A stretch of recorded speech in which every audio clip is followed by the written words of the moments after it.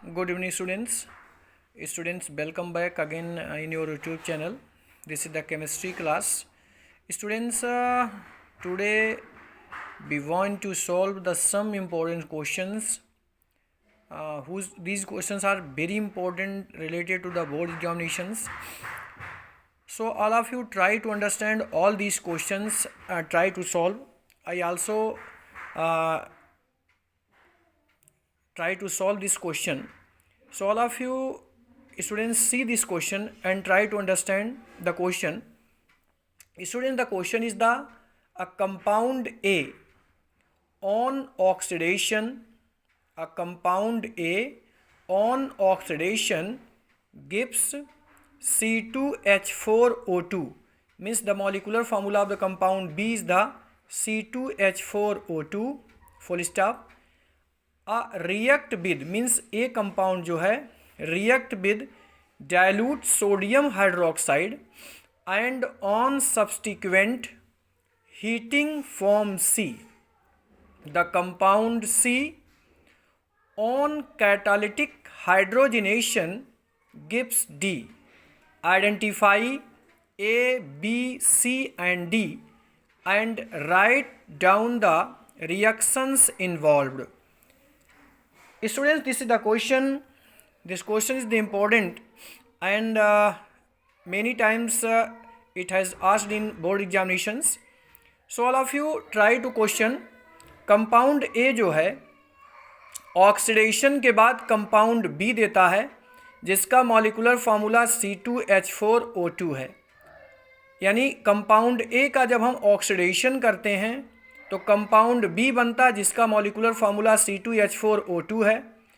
ए जब sodium hydroxide के साथ रिएक्ट करता है और जो कंपाउंड बनता जब उसको अगेन हम हीट करते हैं तो कंपाउंड सी बनता है. कंपाउंड सी का जब हम कैटालिटिक हाइड्रोजनेशन करते हैं तो कंपाउंड डी बनता है. कह रहा है कि ए बी सी डी का आइडेंटिफिकेशन करिए.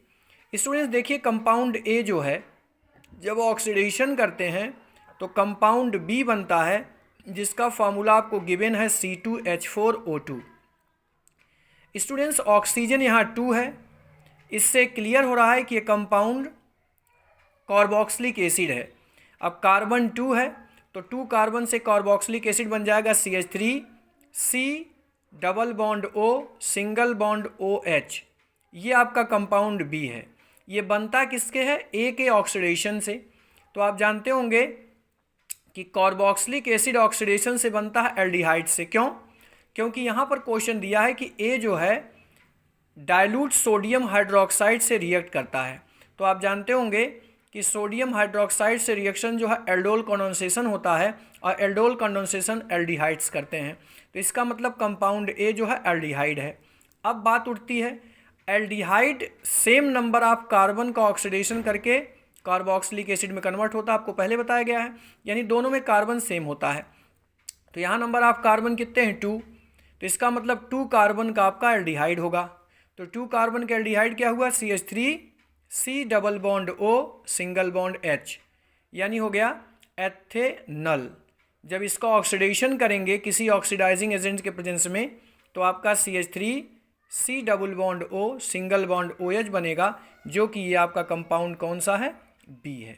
तो ये कंपाउंड आपका बी हो गया और ये कंपाउंड क्या हो गया? ए हो गया. अब जरा सुनिए, अगेन कह रहा है कि जो कंपाउंड ए है यानी ये कंपाउंड आपका ए है, इसको सोडियम हाइड्रोक्साइड से रिएक्ट कराते हो. तो आप जानते होंगे सोडियम हाइड्रोक्साइड में A same substance both 2 times molecules लेते हैं. जब सोडियम हाइड्रोक्साइड से रिएक्ट करता है इसको हम कहते हैं एल्डोल कंडेंसेशन. एल्डोल कंडेंसेशन में क्या होगा? यहाँ से एक हाइड्रोजन रिएक्ट करके इस पोजीशन पे आएगा और यहाँ पर हो गया OH. तो बन क्या जाएगा? CH3, यहाँ CHOH, यहाँ बचा CH2 और CHO. तो यानी CH3 CH single bond OH CH2 CHO. Clear? यहाँ से एक हाइड्रोजन इस OH से रिएक्ट करेगा, यहाँ पर से एक हाइड्रोजन निकलेगा तो यहाँ पर बन गया OH. ये बॉन्ड हो गया सिंगल तो हो गया CH3 CHOH. ये आपका ऑलरेडी CH2 में हुआ, यहाँ हो गया CH2 CH. यानी बन गया क्या? 1 2 3 3 नंबर पर OH हो तो जाएगा 3 हाइड्रोक्सी ब्यूटेनल. अब आपसे कह रहा है किसी कंपाउंड को जब हीट कर रहे हैं तो कंपाउंड सी बन रहा है, तो जब हीट करोगे तो एक वाटर मॉलिक्यूल निकलेगा। कैसे निकलेगा?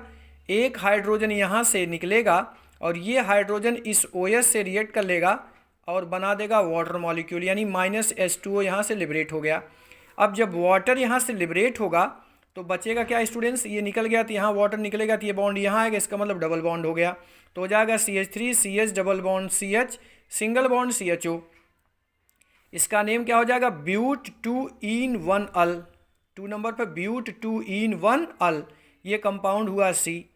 अब आपसे फिर क्वेश्चन में कह रहा है कि कंपाउंड C का जब हम कैटालिटिक हाइड्रोजनेशन करते हैं, आप जानते होंगे hydrogenation means reaction with hydrogen, catalytic means catalyst के प्रेजेंस में, निकल कैटलिस्ट के प्रेजेंस में होगा।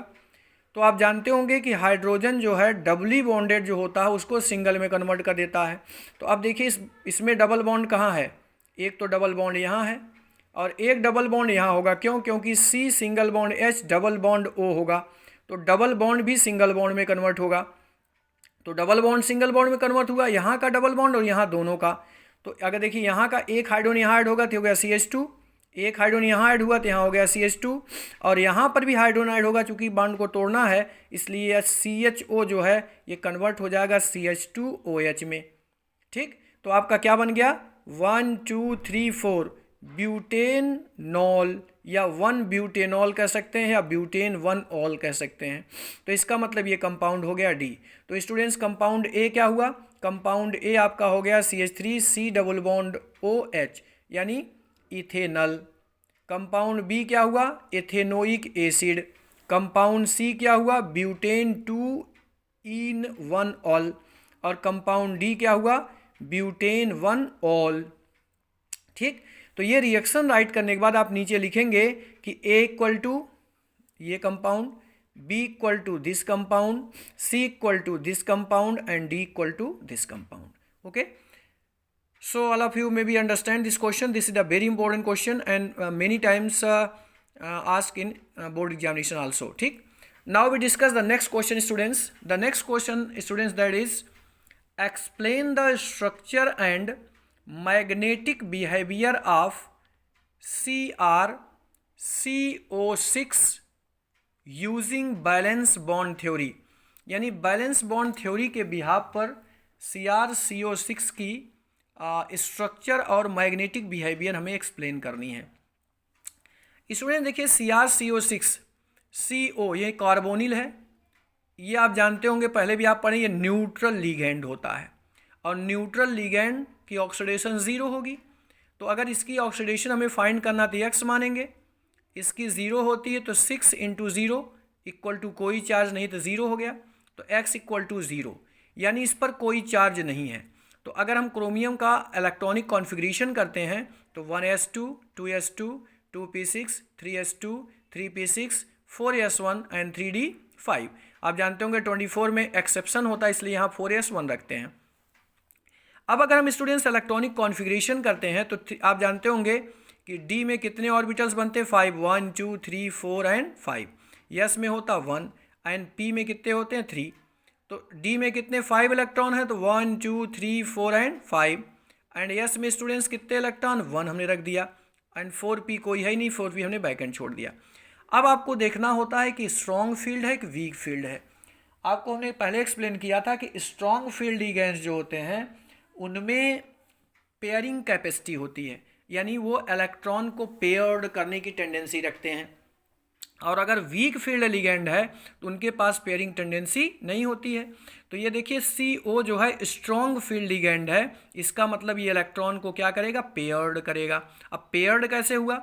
ये इलेक्ट्रॉन इसमें आएगा तो पेयरिंग हो गया, ये इलेक्ट्रॉन इसमें आया तो ये पेयरिंग हो गया, और ये इलेक्ट्रॉन यहाँ आएगा और इसका इलेक्ट्रॉन यहाँ जाएगा, तो 1 2 3 4 5 6 इलेक्ट्रॉन थे, तो इसका मतलब कितनी पेयरिंग बन गई? 1 2 3 पेयरिंग बन गई। अब स्टूडेंट्स हमें देखना है कि लिगेंड कैसा है, स्ट्रॉन्ग, तो क्लियर हो गया कि पेयरिंग हो गई। अब यहाँ पर देखिए इसका कोऑर्डिनेशन नंबर कितनी है? लिगेंड की संख्या है कितनी? 6 है। इसका मतलब ये 6 पेयर इलेक्ट्रॉन डोनेट करेगा, तो 6 पेयर कहाँ जाएगा? जो वैकेंट होगा वहीं जाएगा। तो 6 पेयर का मतलब देखिए 1 पेयर ये वैकेंट है, 2 pair 3 pair 4 pair and 5 pair. Carbonyl 6 है, 1 2 3 4 5, 1 2 3 4 5, इज इट क्लियर, एंड 1 और जाएगा, एंड 1 6, एंड 1 6, टोटल कितना हो गया 6। कार्बोनिल का नंबर 6 है, इसलिए हो गया 1 2 3 4 5 6। अब स्टूडेंट देखिए डी का कितना ऑर्बिटल इलेक्ट्रॉन ले रहा है, 2 ये, तो हो गया D2, एंड एस का कितना ले रहा है 1, इसलिए एस, एंड पी के कितने ऑर्बिटल हो रहे हैं 3, तो D2sp3 हिब्रिडाइजेशन हो गया। अब जब D2 3 हिब्रिडाइजेशन होता है तो स्ट्रक्चर कैसा होता है, ऑक्टाहेड्रल। हमेशा इसको याद रखिएगा, D2sp3 में ऑक्टाहेड्रल होगा। अब आप देख रहे होंगे सारे इलेक्ट्रॉन पेयर हैं, यहाँ भी पेयर है, यहाँ भी पेयर, यहाँ भी है, यानी सारे इलेक्ट्रॉन पेयर्ड हैं, तो इसका मतलब इलेक्ट्रॉन्स आर पेयर्ड। अब जब इलेक्ट्रॉन पेयर्ड होते हैं तो वो कैसा होता है, डाया मैग्नेटिक होता है। अगर सारे इलेक्ट्रॉन पेयरिंग में हैं तो कैसा होगा, डाया मैग्नेटिक होगा। Is it clear? Now we explain the next question students. The next question that is using balance bond theory explain the following for complex. Complex आपको गिवन है CONH3 होल 6 3 पॉजिटिव। इसमें आपको क्या क्या find करना है, type of hybridisation find करना है, मैग्नेटिक मोमेंट वैल्यू फाइंड करनी है, टाइप ऑफ कॉम्प्लेक्स फाइंड करना, यानी वो इनर कॉम्प्लेक्स है कि आउटर कॉम्प्लेक्स है, और हमें स्ट्रक्चर फाइंड करना है, और मैग्नेटिक बिहेवियर फाइंड करना है। तो स्टूडेंट्स हम कैसे फाइंड करेंगे? अब देखिए कंपाउंड आपका CONH3 whole 6 3 positive. NH3 students होता कैसा है, न्यूट्रल लिगेंड होता है, और न्यूट्रल लिगेंड की ऑक्सीडेशन कितनी होती है, 0। तो इसका कोबाल्ट का निकालना है, तो कोबाल्ट का हमने X मान लिया, ये NH3 6 है तो 6 इंटू ये न्यूट्रल इसलिए 0 इक्वल टू इस पर चार्ज कितना 3 पॉजिटिव प्लस 3 हो गया, तो ये 0 हो गया, यानी X इक्वल टू कितना हो गया स्टूडेंट्स +3। तो कोबाल्ट का एटॉमिक नंबर 27 होता है, 27 का इलेक्ट्रॉनिक कॉन्फिगरेशन करेंगे 1s2 2s2 2p6 3s2 3p6 4s2 and 3d7। But यहाँ कोबाल्ट ने कितना इलेक्ट्रॉन लूज कर दिया भाई 3, इसका मतलब CO3 का हमें करना होगा। तो अगर 3 इलेक्ट्रॉन इसने लूज किया तो 3 का मतलब पहले इलेक्ट्रॉन किस में से लूज करेगा, 4s से, यानी 4s में से 2 इलेक्ट्रॉन लूज कर दिया तो 4 में हो गया 0। अब 3 लूज करना था 2, तो 4s से कर दिया, बचा कितना 1 किस में से लूज करेगा, इसमें से लूज करेगा, तो यहाँ पर बचेगा कितना 6। अब स्टूडेंट्स 3D में 6 बचा, 4s में कोई नहीं बचा 0 एंड 4p हो गया। अब यहाँ 6 इलेक्ट्रॉन है तो हुंड के रूल के अकॉर्डिंग सबसे पहले 1 1 1 1 1 रखेंगे, 1 इलेक्ट्रॉन बचेगा, इसका पेयरिंग करेंगे, यहाँ डबल हो गया, ठीक। अब स्टूडेंट्स सेकंड थिंग हम क्या केयर करते हैं, हम केयर करेंगे कि जो लिगेंड है वो स्ट्रॉन्ग फील्ड है या वीक फील्ड है, तो that is NH3 is the strong field ligand, we know that it is strong field ligand. अगर ये स्ट्रॉन्ग फील्ड लिगेंड है तो इसके पास पेयरिंग टेंडेंसी होती है, अगर ये वीक होता तो पेयरिंग नहीं करता, ये स्ट्रॉन्ग फील्ड है इसका मतलब पेयरिंग टेंडेंसी होगी। तो अब ये इलेक्ट्रॉन को पेयर्ड करेगा, तो ये इलेक्ट्रॉन यहाँ आया पेयर्ड हो गया, ये इलेक्ट्रॉन इसमें आया पेयर्ड हो गया, तो मैंने ये भी पेयर्ड हो गया, ये भी पेयर्ड, तो that is 1 pair 2 pair and 3 pair, 1 pair 2 pair and 3 pair. अब देखिए स्टूडेंट्स, अब आपको देखना है कि इसकी कोऑर्डिनेशन नंबर कितनी है, यानी NH3 कितने टाइम्स है, 6 टाइम, इसका मतलब इसकी कोऑर्डिनेशन नंबर कितनी हो गई 6 हो गई, तो 6 लोन पेयर डोनेट करेगा। अब 6 लोन पेयर डोनेट किया तो देखिए 1 2 pair 3 pair 4 pair 5 pair 6 pair. अब देखिए D के कितने ऑर्बिटल्स इन्वॉल्व हो रहे हैं 2, तो हो गया D2। S का कितना ऑर्बिटल इन्वॉल्व हो रहा है 1, तो S, एंड P के कितने ऑर्बिटल्स इन्वॉल्व हो रहे हैं 3, तो D2sp3 हिब्रिडाइजेशन हो गया, ठीक।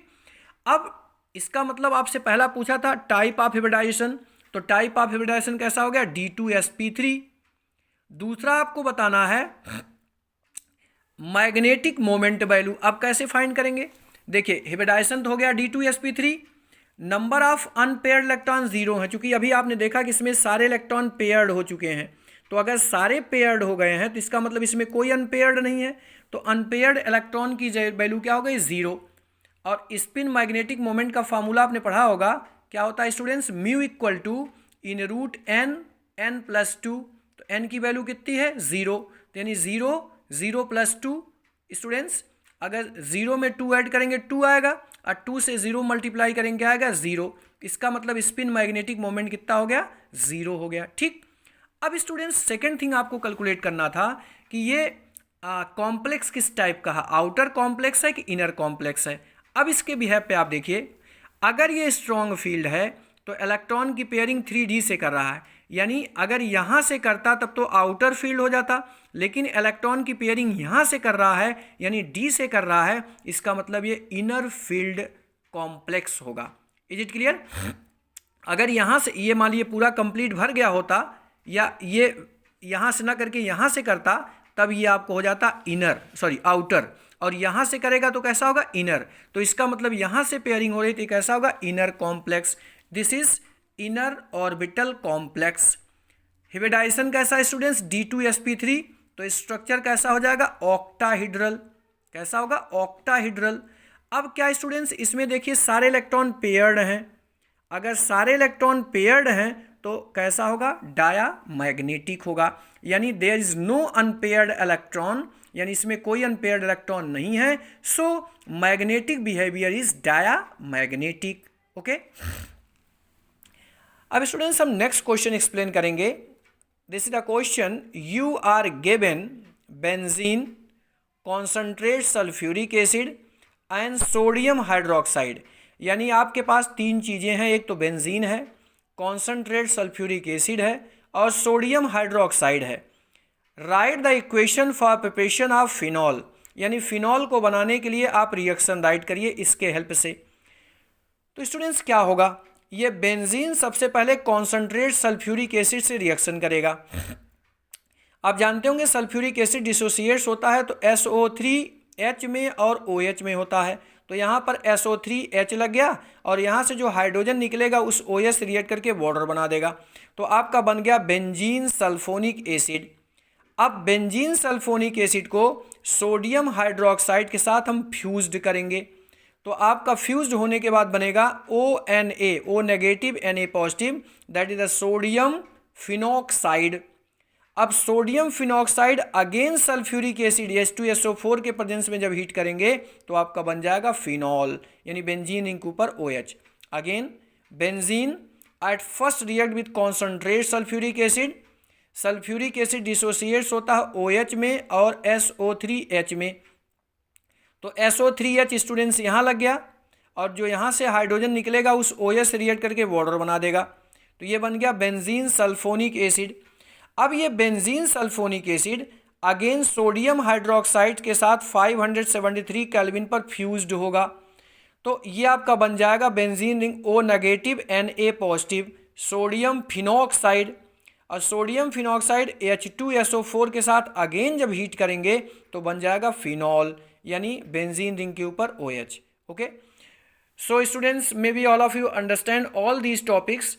These all questions are very important, and this type many question will ask in your board examinations and your internal examination also.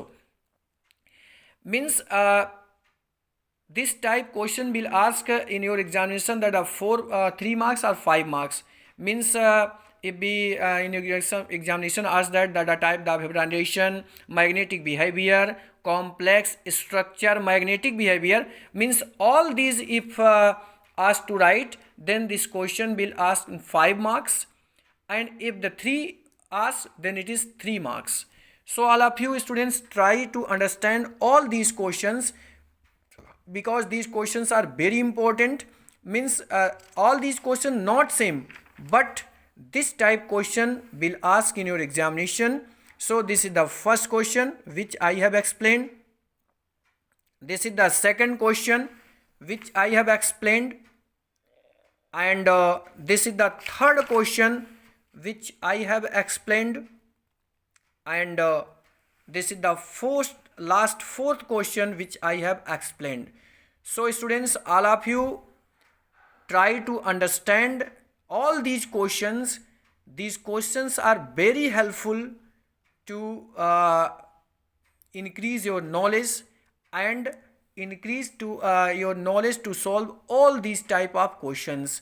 So students, take care, and all of you focus 100% on your study at this time, because this is the preparation time, this is your board time. If you 100% devoted, means focus on your study, then you will get good marks in board examination. So student, take care. Bye bye students.